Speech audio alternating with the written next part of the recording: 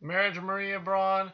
The Marriage of Maria Braun. If you like this movie, then you better stop watching now, because I fucking hated it. Yes, hello there, Nate Jackson, Criterion Collection Reviewer Guy here with our very first clunker. Yay, a clunker. Number 204, Rainer Werner Fassbinder's The Marriage of Maria Braun, Part 1 in his BRD Trilogy. What does BRD stand for? Well, I'll tell you, because I didn't fucking know. Bundesrepublik Deutschland, I guess, is the official name of West Germany and the United Contemporary Germany. Anyway, yeah, so this one was 1979, 120 minutes, German, 120 long, excruciatingly painful minutes.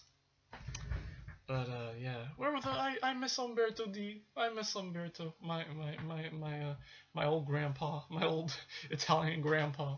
I even miss Aunt Mary and her cheating ass, her cheating lying ass, Now we're stuck with Maria Braun.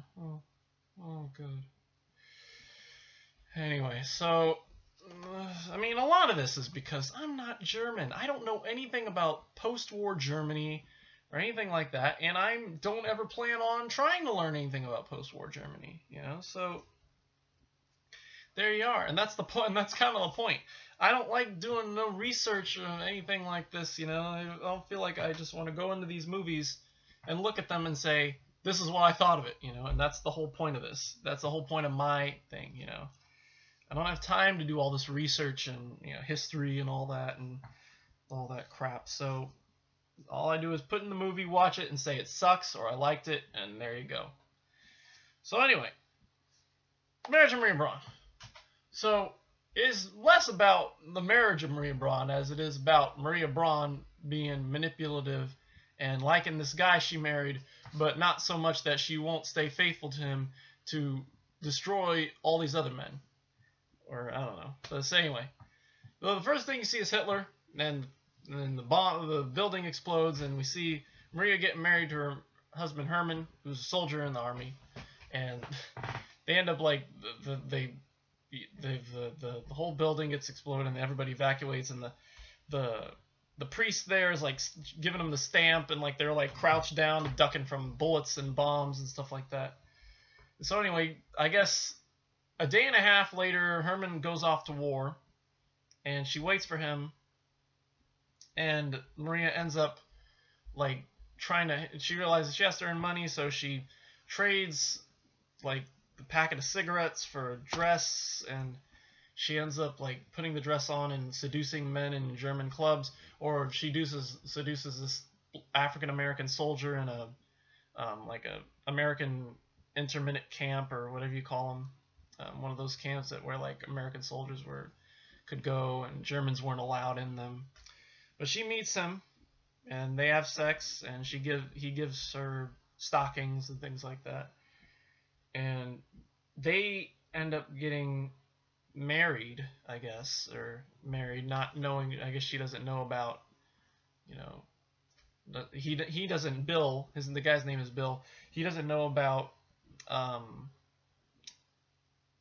Herman, and so it's no surprise. He's kind of surprised when he comes through the doorway when they're about to have sex, and he just stands there staring at him. And I think this is the first thing, is like Maria's reaction to Herman is just one of the most disgusting things I've seen. It's just like she doesn't give a shit. It's like she's married this guy and she doesn't even love him. It's so pathetic. But anyway, so there's a struggle between Bill and Herman, and Maria kills Bill by smashing a glass over his head, and she goes to trial, and Herman takes the rap for Maria, and so Herman goes off to jail, and Maria says, "Oh, I'm going to get you out of here," and she does so by becoming the mistress to this wealthy industrialist who works in textiles, as all industrialists in the 1970s, German 50s, 60s, 70s German did. So yeah, so they end up.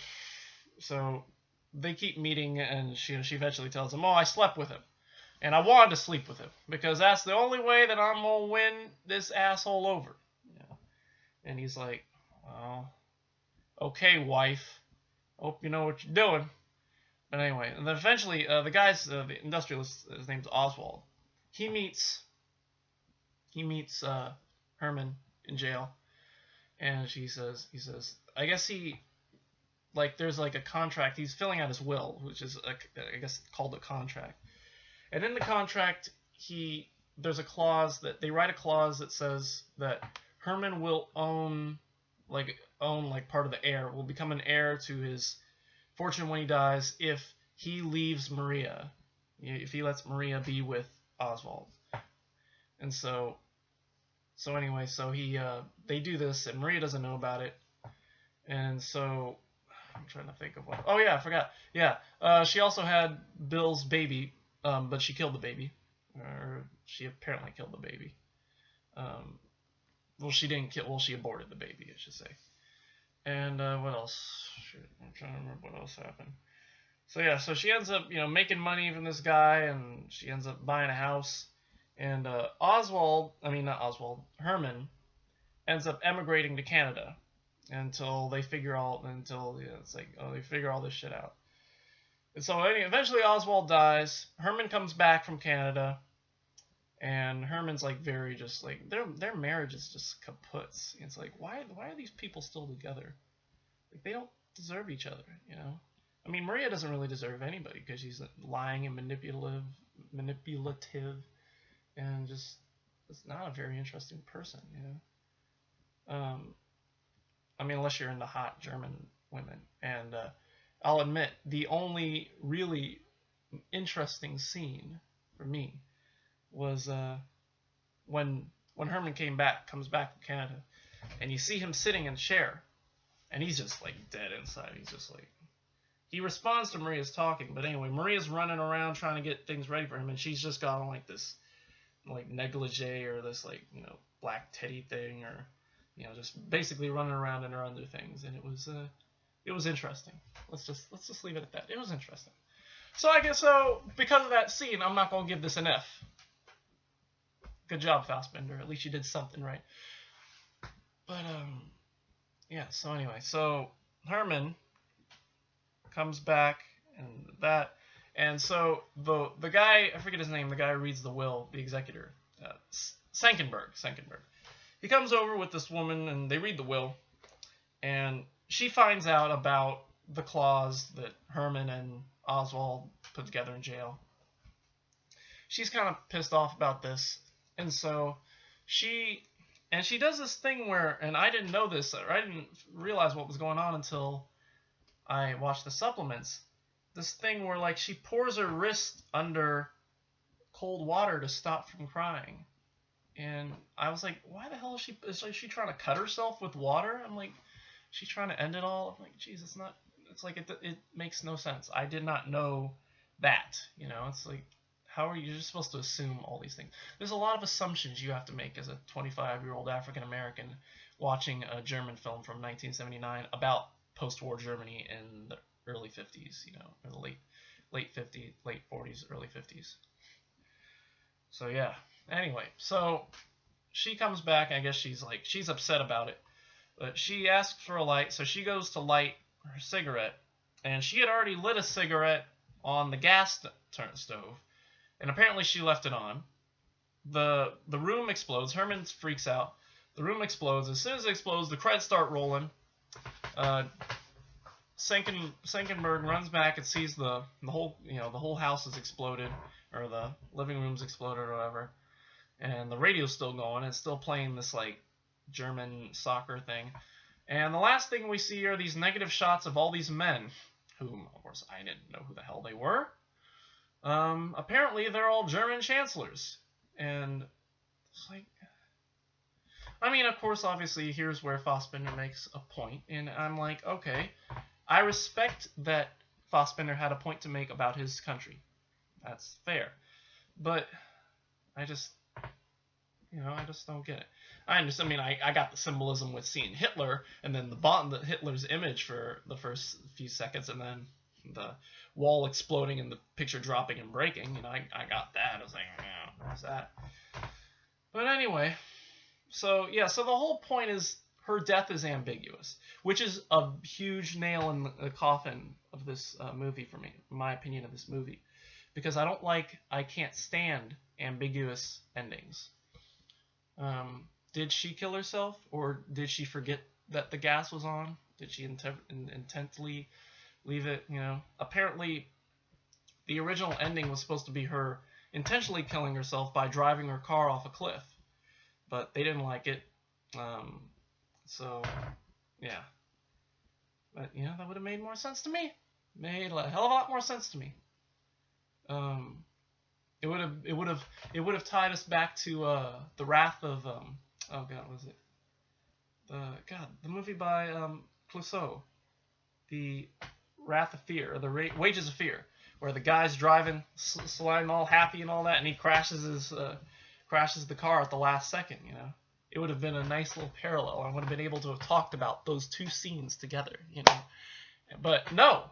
Instead, she does not or does kill herself. You know, so no. So yeah, so now that I've basically ruined your favorite movie, I have to give this a rating.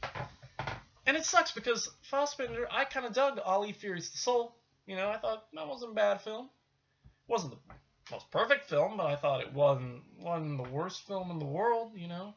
I don't remember what the rating I gave it, but I remember that it wasn't torturous to sit through. So, yeah, thinking about that, I thought, okay, well, maybe Fassbinder's got a thing. But, you know, all the history and all the sex and, you know, Maria just being just this, you know, being horrendously hard to read, and it's like having it just basically emotionless, you know, it's just annoying. It's annoying and it's pretentious and just stupid. Because of that, I'm going to give this movie D.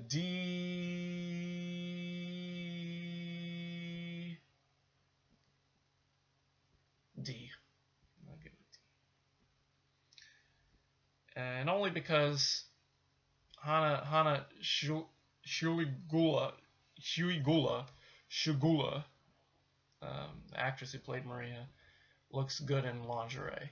That's the only reason I'm giving it a D. And there you go. So yeah, so the Marriage of Maria Braun, D, blah. 2 supplements, 32-minute interview with Hana Shugula.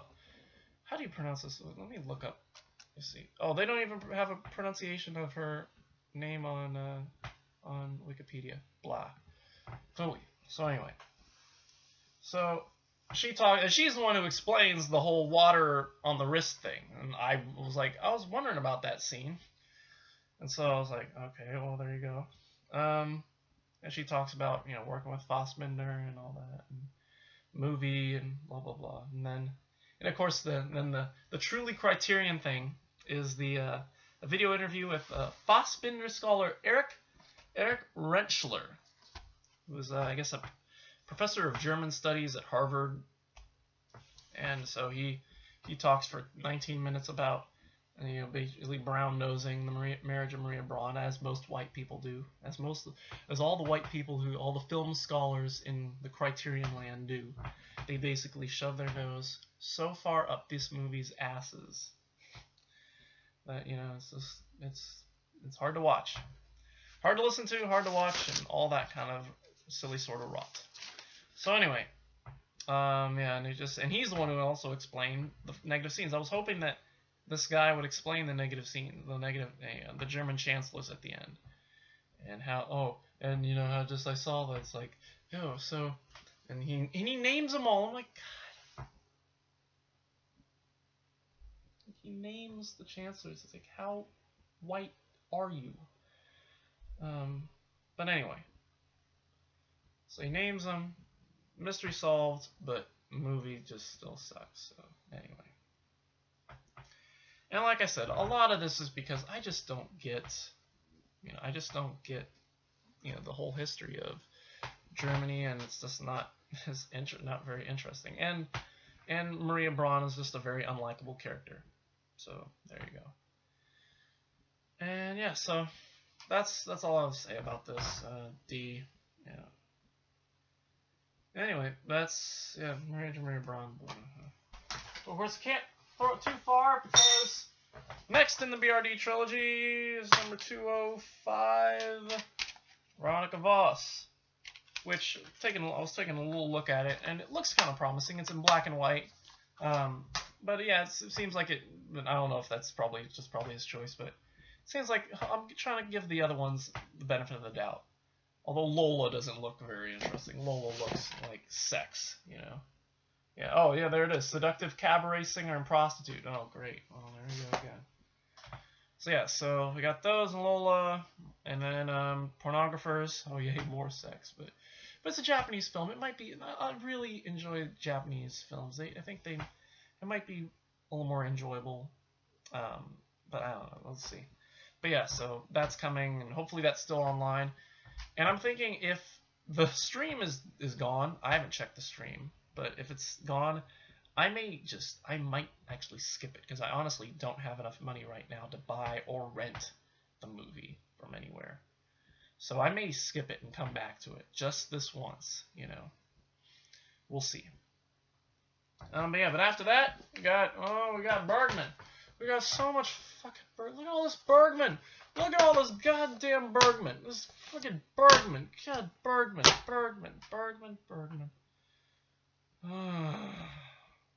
But anyway. So I'm hoping that The Pornographers is that good movie that will separate Fassbinder and Bergman. Two directors whom I'm not crazy about, you know.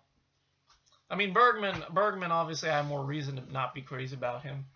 With Fassbinder, I only got Ali and Marriage of Maria Braun, which ain't a lot. But if that's anything, if Maria Braun is anything like, you know, the other movies in the BRD trilogy, then so anyway, that's it for me. Thank you for watching. Oh my god, all the morals we could do. Don't marry a guy and then have sex with other men. Don't do it. Don't kill black men. Don't kill African American soldiers with bottles. Don't sleep with industrialists when your husband's in jail. And don't make movies with ambiguous endings. Well, extremely ambiguous endings. Especially when, you know, the whole movie is an ambiguity in emotion and all that silly sort of rot. So yeah, don't do it. Don't do it. But if your name is Maria Braun, you can run around in lingerie if you want. Anyway, that's it for me. Thank you for watching, and we will see you on Monday for Veronica Voss. And until then, goodbye.